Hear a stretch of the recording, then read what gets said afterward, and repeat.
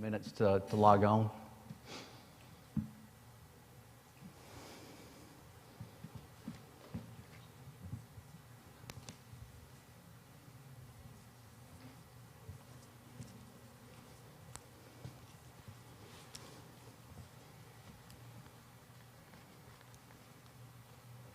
All right, Zach, are you ready? Good evening. On behalf of the Albertville City Schools Board of Education, we want to thank you for attending tonight's community input meeting on the proposed Albertville Magnet Academy. This evening, we will be presenting information to you as stakeholders in the community and giving you an opportunity to ask questions at the end of this presentation. We are also streaming live, and we want to welcome those of you that are online. Thank you for joining us this evening. But first, I want to update you on how we got to where we are with this meeting that we're having right now. Over the last few weeks, we've been on a fact-finding mission regarding the new career technical building and how it can best serve students in Albertville City Schools. We met with State Department officials a few weeks ago, and they toured the facility with us. We made several other calls to state officials, and including our board attorney.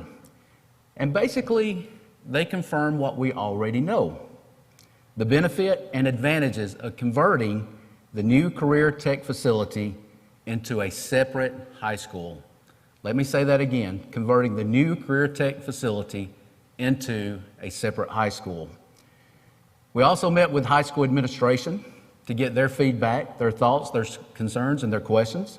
And then later we met with the faculty, and they received the same presentation that you'll be receiving today. We met with them a couple of weeks ago. So today we want to take a few minutes to share what we have learned and give you an opportunity to ask questions and provide feedback. And also to give you an opportunity to punch holes in this idea and why we do not need to move forward with it. And let me start off by saying no decision has been made on converting the tech school or the tech building into a new separate school. I will be saying that a couple more times throughout this presentation. What if? What if I told you that Albertville could create a second high school focused on career technical education while allowing students to actively participate in all extracurricular activities they love at their existing high school? And the way we can do this is through what is called a magnet school. Now, you're probably asking, what is a magnet school? Magnet schools are innovative schools that provide high-quality programs, typically organized around a theme or area of interest, which in our case would be career and technical education. As you're probably aware, we've got magnet schools all throughout the state. We have our state independent magnet schools. We've got the School of Fine Arts in Birmingham, Cybersecurity and Technology in Huntsville, and we also have Math and Science in Mobile. We also have several more in local school systems spread throughout the state, in Huntsville, Birmingham, Montgomery, and also Mobile. And again, in our case, the emphasis will be placed on career technical education. I do want to highlight the 5 pillars that you see to the left of a magnet school, as you can see on the screen, and call attention particularly to bullet number 3, academic excellence. But before I get into academic excellence, these are the 5 pillars: diversity, innovative curriculum, high-quality institutional systems, and also family and community partnerships. Now, let's talk a little bit about academic excellence. Folks, we are not lowering academic standards. This school will have high academic standards and high expectations in each program, okay? This is not a dumping ground. This is not where we want to put certain kids. Kids will have to apply to be in the magnet school. And let me also add this: students who do not perform at a high level will be dismissed at the end of the year from this school, okay? Academics is going to be emphasized. High standards in academics, high standards for the program that they are currently working with, okay? So I want to make that clear, That was one of our questions that we received online here in the past couple of weeks, but I want to make that clear. High standards. We will continue with high standards in the high school as well.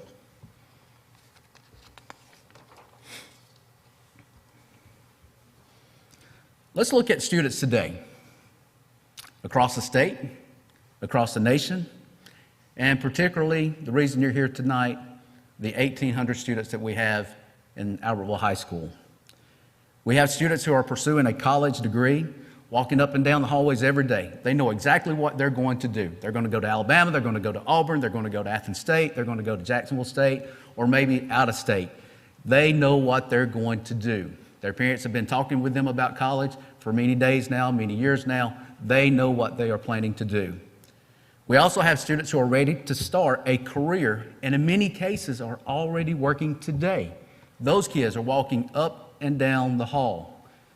And finally, we have students who want to work with their hands and on projects right now in high school that will only give them advantages as they pursue higher education. Could be a community college at Snead State to get their credentials. It could be going on to the University of Alabama or wherever they may be going. So keep that in mind as we go through this program. Not all 1,800 students are the same, and we know that. We understand that. By creating a second high school, or in this case, what would be called the Albertville Magnet Academy, we would be serving a population of students whose focus is either starting a career immediately or pursuing their academic goals by real-world project development that would be taking place in the academy. In our current high school setup, I want you to answer this question. Are we providing the best education for students pursuing career pathways? I think we're doing a good job, but I think we could do even better. I would argue that we can do better. Currently, we have limited space, limited equipment, and minimum instructional time for these students. By creating the Magnet Academy and a school schedule focused on career pathways, focused on job experience and training, our students will be better prepared to pursue a career and/or a college degree. 2 weeks ago, we made the trip over to Decatur. We went to meet with their career tech director. We also met with some of the teachers there as well. And one conversation really got my attention. It was a precision machinery instructor. And he shared that his kids are more attracted to universities today because of hands-on experience they gained in his program. And he discovered kids who didn't think college was for them. Now they're applying for college because they have gone through his program. He also shared with us he had 3 students this past semester that have scored 34 or higher on their ACT. Folks, this is a different time period we live in than the 1980s and the 1990s. Oh, well, those kids, well, they go over there to the trade school. These kids stay at the high school. No, sir. That's an old way of thinking, okay? And I want you to know that. I want you to understand that. So another example, Auburn University, Ginn College of Engineering, am I pronouncing that right? Their students have to take an introductory course that is hands-on and teaches machine equipment or user impact or user aspect, basically. You know, they want them to have hands-on experience as they are taking their engineering courses throughout their college career. So again, or also, please know that high school students will still have the same opportunity in these programs, but just not as much time. And that's the key part in this, just not as much time. So magnet students will have more flexibility. They are staying in that building most of the day. They can work on projects. They can also rework projects that have failed. And again, that's only helping them learn what not to do and those type things. They're going to spend the vast majority of their day in the magnet school. And it's also important to know and realize we want to meet the needs of all of our students. And I cannot stress and emphasize that enough. And again, I remind you, 1,800 kids, they're not all the same. So the more that we can provide, the more opportunities we can provide, our kids will be better for it. Keep that in mind as you're thinking about this new concept, this new idea of moving to a magnet academy. If Let me say again, no decision has been made, but if Albertville City Schools adopted and created the Albertville Magnet Academy, it would allow or provide the following benefits. I've already hinted at this a little bit. Increase instructional time from 45 minutes to a minimum of 90 minutes per period. So let's say we have a student in welding today. Right now, that student is only getting about 45 minutes in welding. If we adopt the magnet schools concept, that student will now have 60, 75, up to 90 minutes in welding. Do you think that's important in developing your skills to become a better and more effective welder? Absolutely. That's the benefit to that student. Now, the student who would stay in the high school, they also have the same opportunity to take welding, okay, if space is available.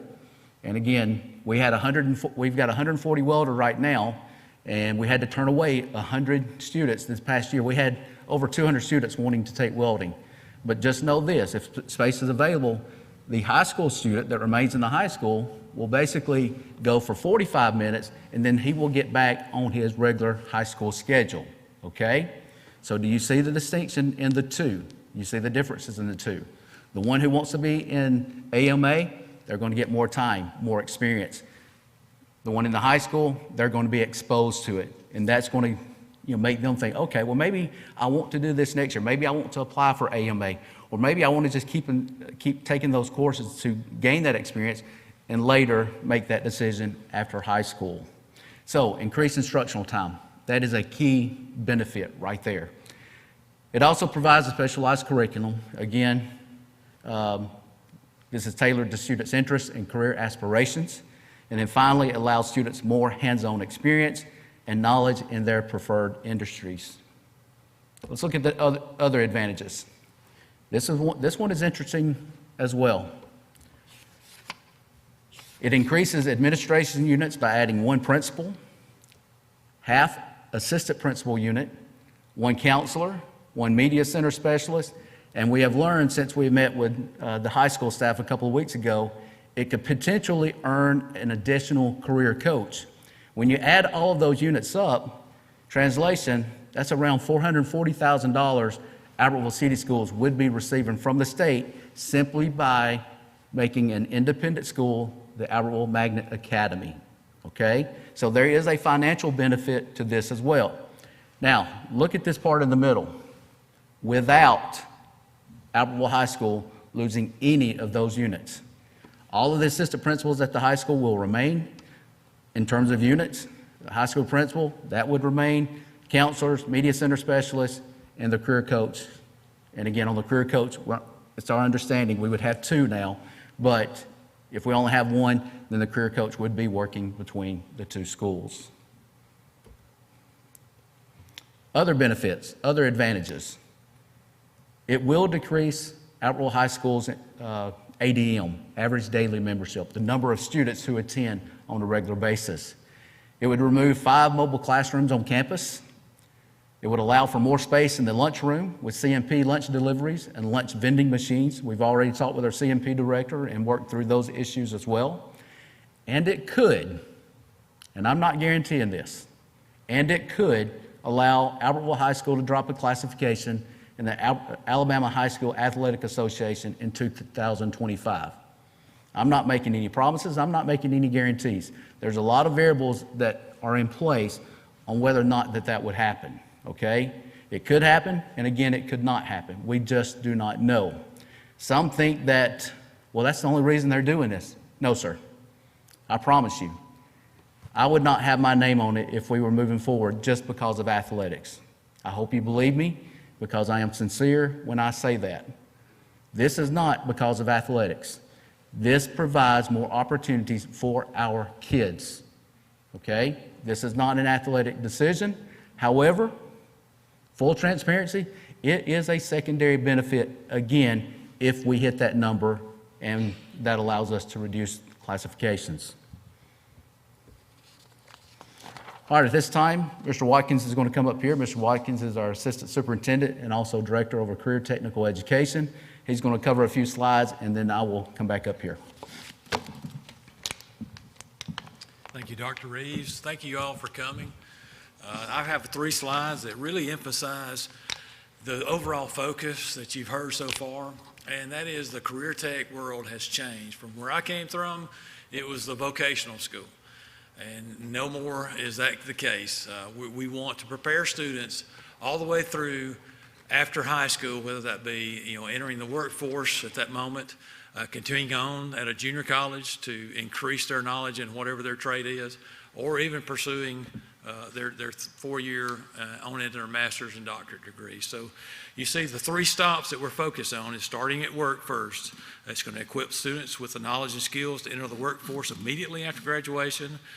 Direct preparation for this work ensures that the graduates are not only academically prepared, but also ready to contribute effectively to their chosen professions. So in the career tech world, we also have credentials that we give the students that are industry standard credentials that are recognized in whatever that trade craft may be. The CompTIA being one example for cybersecurity. So these kids will have that exposure at the beginning so that they can enter the workforce immediately after graduation. So the second stop would be their technical or community college by helping the students develop those technical expertise, the academic competence. It would ensure that graduates are prepared to pursue that advanced degree or training at technical and community colleges, laying the groundwork to be successful. And that's another part that's going to be flexible. We have a very close partnership with Snead State. They're in the process now of becoming or having our location a 100% accredited through the Sachs Foundation. And what that means is they actually will be able to come and teach any class they teach on their campus here. So that gives our kids even a further start. So potentially this could grow into the fact that a student will walk across our stage at graduation, not only as a graduate of the Albertville City School District, but also a recipient of a 2-year degree from Snead or whatever college. So to me, that's key, that we can get kids not only their high school diploma, but an associate's degree upon that graduation. The final stop that we want to prepare kids for is for the advanced, offering comprehensive education that prepares students for 4-year colleges and universities. AMA would focus on building that strong academic foundation alongside technical, practical skills. And in doing so, students are academically prepared to pursue that bachelor's degree in their chosen profession. You talked about the project base. A lot of what we're doing already, and this is existing now, we've built partnerships with universities. University of Tennessee is our strongest partner right now. And as an Alabama fan, that's hard to say, but go Vols, they're helping us out. So our kids are working with higher academic now. They're doing research. So the benefit for the college and universities, they get to do their research aspect. Our students get to be a participant in that and make those connections with colleges. So that's the 3 areas that we want to prepare kids for, to where, like Dr. Reeves said, in the old-fashioned model, it was these kids are not college material, let's go to trade school so you can learn something. We're wanting to do all 3. We want the engineers to be the best engineer. And Auburn will tell you the best engineers are the guys who know how the equipment works. So preparing those kids to become that advanced thinker, that's one of the big keys of the program. The pathways that will be coming to AMA, additive manufacturing, AggieVision, which is our television production and advertising design, agri-science, which is broken down into different components of pathways, animal science, building construction, plant science.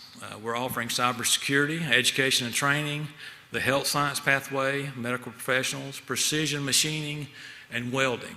So let me kind of talk a little bit about that. We don't arbitrarily, school districts don't decide what's the most popular in their student body, we're going to offer that program. Now, it does help the fact that it does pair with that student interest.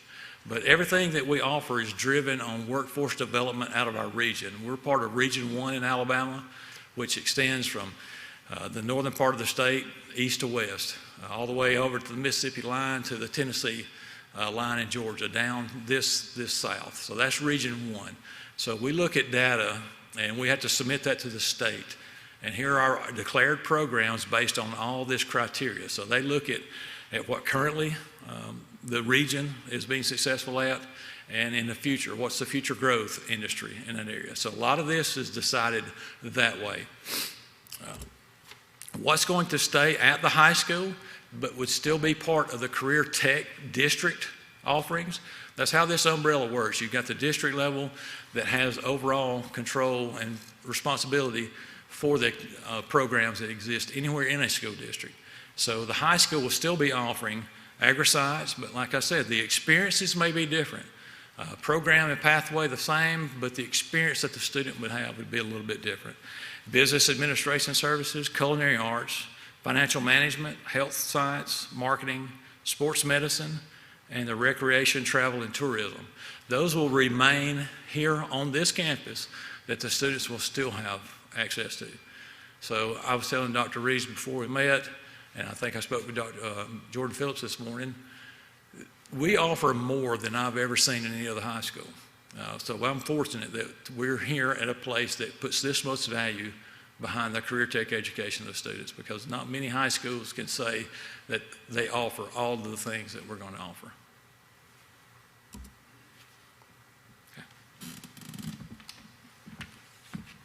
All right, now this part of our program, we're going to get into the FAQs, frequently asked questions. I'm going to go through these quickly. These are the ones that have been online that we posted approximately 4 weeks ago on our website.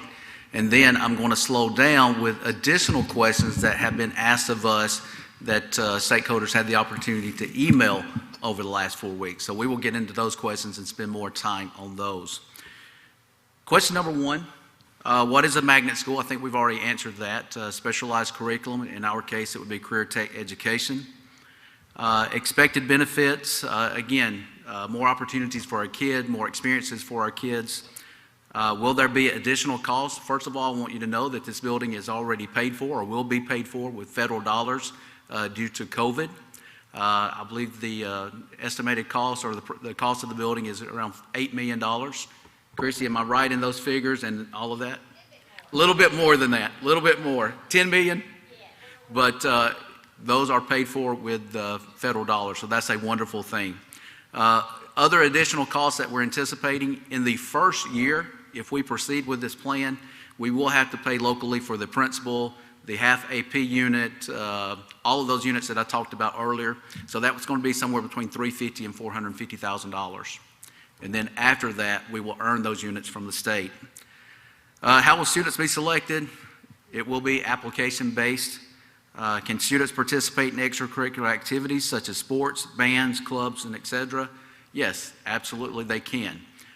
We met, or actually read in the bylaws of the High School Athletic Association. Yes, these numbers would not count against the high school count. However, these students, when they're in a magnet school, and they do not, in magnet schools that do not offer extracurricular activities, they can go back to the school they're zoned in to play. So we know that to be a fact. So students that are in the magnet school that, hey, I want to play football or I want to play basketball or baseball, they can still do that. And of course, those numbers would not count against the high school count. Continuing on with the questions. What specific pathways would AMA offer? Mr. Watkins went over those a minute ago. What about core subjects? Will those be taught at AMA? Absolutely, they will. This will be an independent school. This will be separate and apart from the high school. What about students who are already enrolled in career tech programs at AHS? Students who remain at the high school, and let's say they're taking welding right now. Well, obviously, they're going to be given priority to go into welding 2 the next year, okay? So, again, it is our goal, it is our aim to take care of our kids. Bus transportation. Bus transportation will not change. That will not be an issue. Will students be graduating from Albertville High School or Albertville Magnet Academy? We plan on having one graduation, just like when you go to the University of Alabama. You have the College of Education students graduating, College of Business and Finance graduation, College of Arts and Sciences graduating, all in one graduation. So that's how we would look at graduation. That way our kids who have grown up together, they've been in classes together, they would be graduating together. What career tech pathways will be available to students enrolled at the high school? We've already covered that. How will the new school affect existing schools in the district? We don't anticipate any changes whatsoever. Will this allow Albertville to change classifications? Again, I'm not making any promises nor guarantees. It could, but then again, it may not. But that's not the reason we're here. That's not the reason we're moving or possibly or potentially moving in this direction. What is the projected timeline for opening the magnet school? We would like to be in operation in August of 2024. That is just around the corner. Now, the reason we're meeting on it right now here in my first few weeks is because we have to meet a certain timeline with the state. They will be receiving information later this month and into January so that they have the right figures to put into the budget when the state legislature comes together in the spring. So we have to make the decision now, otherwise we would have to wait another year. So that's why we're bringing this to you now. What happens if the board votes against AMA? And here's the interesting thing about it. We're still going to be doing this anyway. Okay, now let me explain. We won't get the additional funding, okay, and we won't have the flexible schedule where students would be there from 75 to 90 minutes. They would still, it's going to be 45 minutes, but those are the two significant changes. At the end of the day, we're still doing this, okay? So please hold your questions to the end. We'll come back. So I know you had one earlier, so the two questions, if you'll just write those down, we'll certainly come to you. But at the end of the day, really, there's not anything changing except a new school, additional time, additional funding. Those are the main changes right there, and more flexibility with our kids that are in AMA.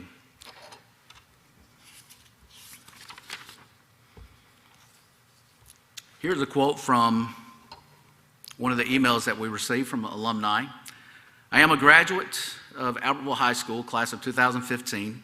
I think the magnet program would be a great addition to Albertville City Schools. There's no such thing as being too prepared for the world you enter into after your graduation, and any program that will help kids learn and grow into what could potentially be their career should absolutely be a priority for Albertville City Schools. Families. I have two boys in Albertville schools now. One is 15 years old and is in 10th grade. My second is in first grade. My oldest son is currently involved in the welding program, and he is really shining in this aspect. He's never been the best student academically, but has taken so much interest in more hands-on approach. He has decided that he wants to pursue welding as a profession instead of attending college. We fully support his decision. I believe that the magnet school would be the best option for him. He would do much better in a more focused environment that also will likely be smaller classes with more attention. I fully support this step for our school system, and I'm proud that Albertville is making such advancements. So, we received about 15 emails when we introduced this about 4 weeks ago. We have heard from alumni, current students, families, teachers, community members, industry partners, also higher ed partners. We even had an 8th grader reach out about being able to take his percussion class and do welding. So definitely this is stirring up interest in our community. I will even say that the president of Snead State, Dr. Whitmore, he reached out to us the next day and wanted to set up a meeting with Mr. Watkins and I to talk more on how Snead can continue its partnership with Albertville City Schools. Folks, this is a wonderful thing. It can be a wonderful thing. And I'm going to be the first to tell you, if we proceed, it's going to be challenging. We will have hiccups. We will have issues that we have to work through. But if we're flexible, understanding, patient, and positive, I promise this can be a success if we're all working together to achieve this goal. But we all have to work together. Please know that students are not being forced into the academy. This will take place with their parents, a conversation with their parents. If the board approves this in January, we will survey our kids in January, including their parents, on whether or not they want to pursue the Magnet Academy. Again, they're not being forced, okay? if I'm a band student and I take regular band, percussion, and maybe another elective, you may not want to go into the academy. I would probably advise you to stay in the high school, okay? However, if there is a program you're interested in and seats are available, capacity is available, we certainly want you to apply for that program, okay? You would remain in the high school, but the difference, you're not going to have as much time in that program as if someone that is going into the academy. So what does that mean? As we go through life, we have to make choices. Kids have to make choices, and they have the guidance of their parents. These will be conversations that will be had with their parents. We're not forcing certain kids to go into this program. We're giving them an opportunity. We're giving parents the opportunity to make that decision to help guide their child in what they think is best for their child. So I really wanted to stress and emphasize that as well. Additional questions. These are the questions that we have received. If students in the proposed program still have the option to participate in choirs, sports, band, and etc., how does this differ from the current program? Again, there's not really much of a difference except increased instructional time, more flexibility with the AMA students. That, again, is the big difference. How would students change their career path within the program? Would there be mid-year changes, or would students wait until the following year when reapplying? How do we currently do that, Mr. Watkins? Yep, either way. Currently, we do give options to make changes, but we want that to be 1 year at a time. That's our strongest advice, that if you get into a program, stick with that program for a year. Don't just go in and start changing your schedules. And if you look at the application-based, all those seats are measured and numbered, so you can't really just arbitrarily back and forth jump. But we will have breaks at semester. That would be a clean break, because that's the way our student information system, the grading works better that way. So if there is any breaks, it would be at that semester time. But if you get into welding, we strongly advise you to stay in welding for that year. It just makes everything a lot easier before you make those changes. But the last thing you want is kids that want to jump from program to program week after week. So you have to really get kids that are dedicated to stick with that program. And if it's semester break, there's a discussion that needs to be had on those individuals, then that can happen at that time. Next question. I saw the list of what pathways will be offered at both locations, but will they have the same course offerings? Will high school students, AHS students only be offered an abbreviated version? My concern is whether students will have less of an opportunity for their career tech options. So yes, they will have that opportunity, again, if space is available. That's currently what we're doing now, regardless if we have a separate school, okay? And again, today, some kids are still turned down from their first option, and we have to give them their second option or possibly their third. So I know some may go out, well, no, that's going to eliminate opportunity because, the high school kids aren't, they're not going to receive priority. No, that's not the case, okay? Now, the career tech offerings at the high school, that's going to remain in the high school. Would a student apply for the Magnet Academy if they're going to be taking a career tech pathway in the high school? No, they would remain in the high school, okay? Because those offerings stay in the high school building. Will students taking career tech courses at AHS come over to AMA for those classes, or will they shift staff, hire new staff, and keep classes at AHS for career tech? No, again, kids will be taking classes at AMA if they're a high school student, and if, again, they have capacity and open seats to take those courses. Continuing on, will students who participate in sports still have their sports, PE, in the new kinesiology and exercise science building? Yes, if they choose that option, absolutely. Will you consider adding programs in the future, for example, firefighting, public safety, automotive, etc.? Yes, absolutely. We want to expand our programs as much as we financially can. So yes, we would look at doing that in the future. How will academic dual enrollment courses be offered to students at AMA? Will they take them at the high school, or will they have to take them online? Would students in the nursing program be able to take human anatomy and physiology at the high school? We don't have all logistics worked out, but again, we want to challenge our students. We want to give them dual enrollment options. Some of these will be online. Now, can they go back into the high school building? It could be that we could allow some of our students to go back into the high school building to take a certain class. But again, some logistics have not been worked out. We want to know if we can move forward with this first, and if we can, then we will start working out those logistics. The bottom line, we're here for kids.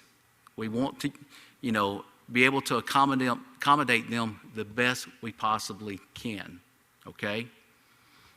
But sometimes, they have to make a choice. And that's a discussion, again, that they will have with their parents. Will this only be open to Albertville students or students from surrounding areas as well? It will only be offered to Albertville City School students. How will the selection process for core subject teachers and other personnel at the magnet school be conducted? Will teachers and administrators be recruited from the high school? Will there be an interview process and/or application process? Certainly, we want to talk with our teachers to see if there is an interest. We hope that there is. Then we would go from there, depending on the number that are interested. At the end of the day, we may have to require teachers to teach at AMA. I can't answer that right now, but we have had some teachers say, hey, I want to teach at AMA. But, how many will we need? Somewhere probably between 4 and 8 core teachers will be making those decisions. And again, that's going to be dependent on the number of students who apply to go to AMA. In order for this to happen, by the way, I need to add this. We have to have a minimum of 250 students before the State Department recognizes it as an independent school. So that is a key number. If we do not hit the 250 mark, let's say 100, 150, we continue doing what we're doing today, okay? We won't have the flexible schedule. We won't receive the additional funding. We would continue what we're currently doing today. Please clarify how students that choose to stay at the high school will still be able to take career tech classes that fall under AMA. And I think I've already answered that. Again, their experiences will be different. They probably will not have the projects, the work-based projects to work on because of their limited time, because they will go back to the high school schedule. They would only have 45 minutes, whereas the AMA students would have an extended period of time for their instruction. How will the magnet school schedule be coordinated with the existing high school schedule so that students who attend the magnet school can also access activities at AHS such as band? We got to coordinate fairly closely, okay, with a 7-8 period day. We got to coordinate fairly closely, but again, we will be flexible because they're our kids, they're our students, they are our responsibility. So when you look at the schedule, they're going to be similar, but again, the kids at AMA will have that extended time because they're not going to be dictated by the high school schedule. Their schedule will be different. Can you clarify the admission requirements for the magnet school, especially regarding academic performance and extracurricular factors like community service? Admission requirements, so as kids apply, we're looking at GPA, we're looking at attendance, we're looking at discipline, and we're looking at their interests. Why do you want to pursue this career? So those are some of the things that we will be looking at when we make the decision for the kids that will be applying for the magnet school. Is there a plan to ensure academic diversity and inclusivity in the magnet school and at the high school? How does the district plan to ensure that the establishment of a magnet school does not inadvertently create divisions between high school students in our community based on perceived academic abilities? We ask that you be the mouthpiece for the school system. It's only negative if you make it negative, okay? It's only negative if our employees make it negative. It's only a negative if our community makes it negative. All right? That's where negativity comes from. We're not dividing our kids. We're providing them with more opportunities, better experiences, more time. Again, those are the things that we want to stress and emphasize. What unique benefits would the new magnet school offer that differ from expanding inclusive classes and opportunities within the existing school structure? Again, if this does not pass, if we do not proceed, it's going to be similar to what we're doing right now. What kind of benchmark assessments and industry level certifications will there be? Are industry professionals consulted? How will you make sure the curriculum remains relevant to the current workforce? I won't let Mr. Watkins come up here and answer part of this, but benchmarks, assessments, credentials, all of those remain the same requirements that we have of our kids today, or that the state has of our kids today. With this current 10th grade class, they have to earn a college career readiness indicator as a part of their graduation, okay? This is going to help those kids as well, again, giving more opportunities for these kids. So that is a plus. That is an advantage of going to the magnet school concept too. Industry professionals consulted, you might want to talk about our partnership, our meeting that we had a couple of weeks ago, and then how it's relevant to the current workforce. So a lot of this about career tech, just to go back and give a little bit more knowledge on this. Back in, I think it was the 70s, the federal government decided to start putting a lot of money towards the vocational skills. It was named after a man, last name Perkins. So the Perkins grant was passed. And so that has modified, and I probably got the dates wrong. Jordan Phillips is here, he may know the exact date. But as it's changed, we're now at Perkins 5. And the federal government puts money into the State Department of Alabama. And so they facilitate the spending of those funds. And we as local school districts, we have to follow certain guidelines. Part of that is every program is required to have an industry advisory committee. So if it's machining, if it's health science, if it's cybersecurity, that instructor is tasked to create a local network of those industry professionals. Now, what that does is it gives him an eye into what is needed in the workforce. Now, we can't necessarily dictate what certificates we issue, but we can put more, I think we just lost audio. We can put more emphasis on part of the curriculum that our local industry is needing the most of. So that helps us give that partnership. What's that partnership going to do is build more strength between that instructor and the industry. The businesses want to be there. They want to provide as much as they can to our students because they know the future of their industry relies there. So what does that mean locally? That means our kids get tasked with real-world projects. Those industries come in, they provide us materials and resources because the Perkins grant does not provide that. It will provide funding to buy equipment, but it will not maintain it, service it. That's all a local expense. So those partnerships are key in that aspect. But the biggest part of it is those kids actually get to connect with an industry professional that shows them how the real world is working and operating. So the partnerships at the district level gets even bigger at that point. We are still mandated to have an advisory committee at the district level, which encompasses all of the Region 1 workforce. So we invite industry people to give us input in what's being seen in their industry, what the high demand is, what the high need is, and then I leverage that partnership to come back and put more experience in our kids' hands. So one good example is we have a partnership with NASA. NASA started about 25 years ago one of the first STEM programs called Hunch. Well, a couple of weeks ago, our welding students were building fuel baffles that's going to be prototyped and sent to outer space at the International Space Station.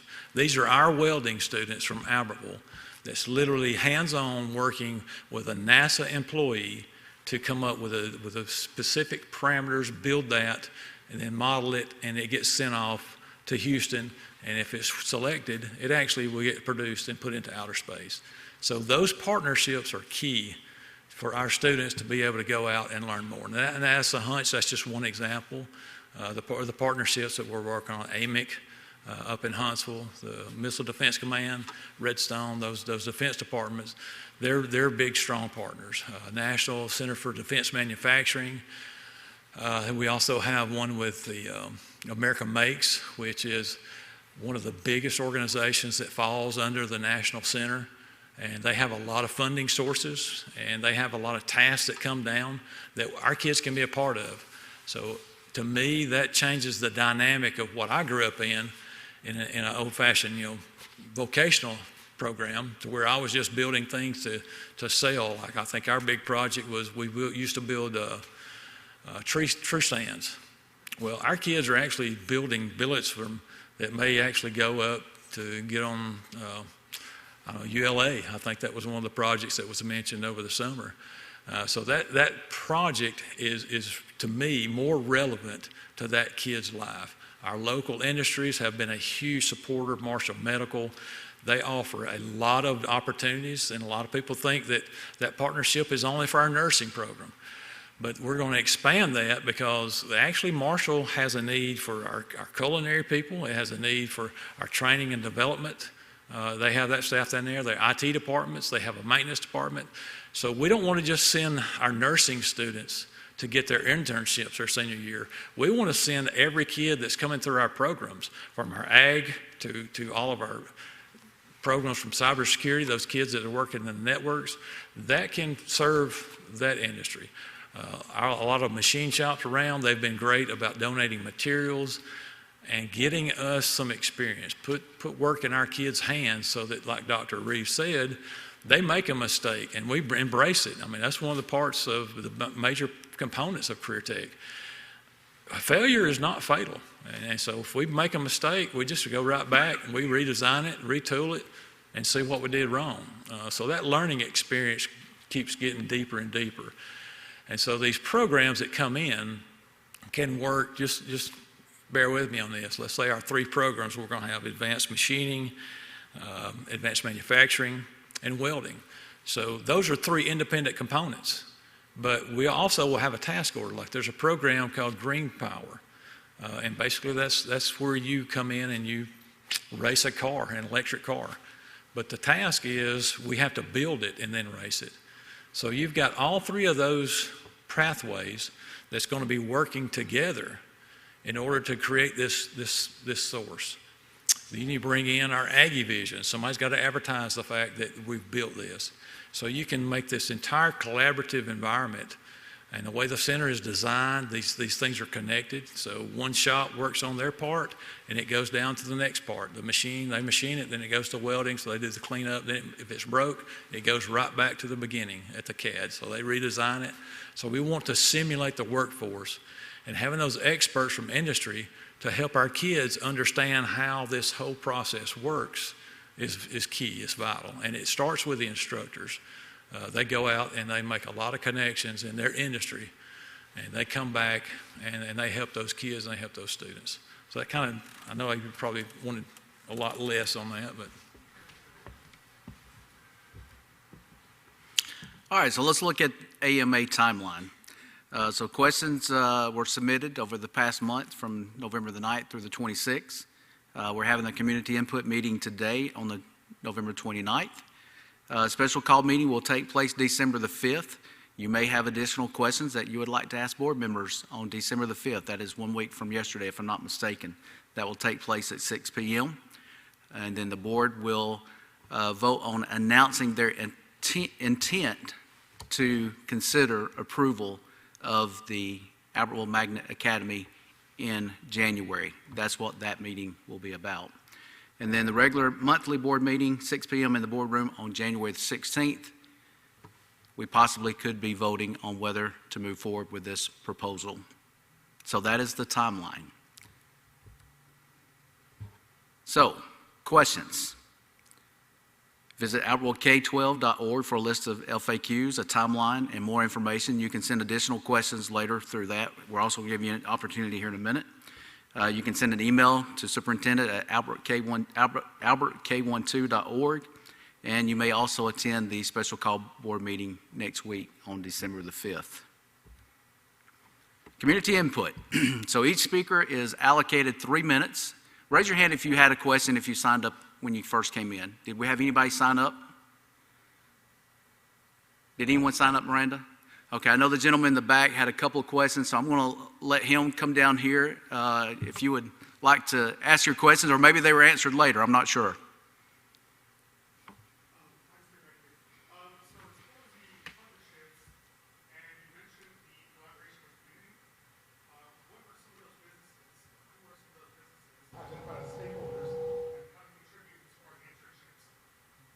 We'll let you take that one. I understand. I couldn't hear it all. Can someone get the mic for him, please?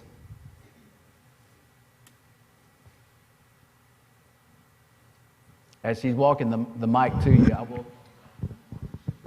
local hospitals. So we had the CEO here a couple of weeks ago in our engagement meeting. They are going to be partnering with us, helping us with equipment, supplies, that kind of thing. But they are excited. So definitely we're going to be leaning on them for anything medically related for our health science classes. So that's one example. Are we on? Okay, go ahead. Hey, so my name is Armando Guerrero. One of my questions was, or really the main question was, as far as the businesses within the local community and the partnerships that you guys talk about with the certifications and the relevancy towards the current workforce, do you guys have a list of some of those businesses that are actually partaking? As far as that list, I don't know which mic's working. As far as a list currently, I have some of the district contacts that I've worked with specifically, and so part of my role is to take on an industry's interest and then partner them with a program. So going out and finding those. And then they also have the the classroom level that does the same thing. But as far as having a list, I don't have a specific list. I just have different programs that have made connections locally. I know welding and manufacturing has a couple of local people that they work with as far as materials and getting some projects. But yeah, I can provide you with that. But right now, I don't have one that's on paper. Thank you, sir. All right, any other questions? All right, I have 5:52. Again, we want to thank you for your attendance, for coming tonight. We appreciate you being here. We also want to thank those of you that are online, and also encourage you, if you don't want to speak up in public, then certainly you can continue emailing us with your questions or concerns or comments, or hey, just let us know that yes, I support this idea. That would be helpful too. This is a significant decision. This is a big decision. Okay.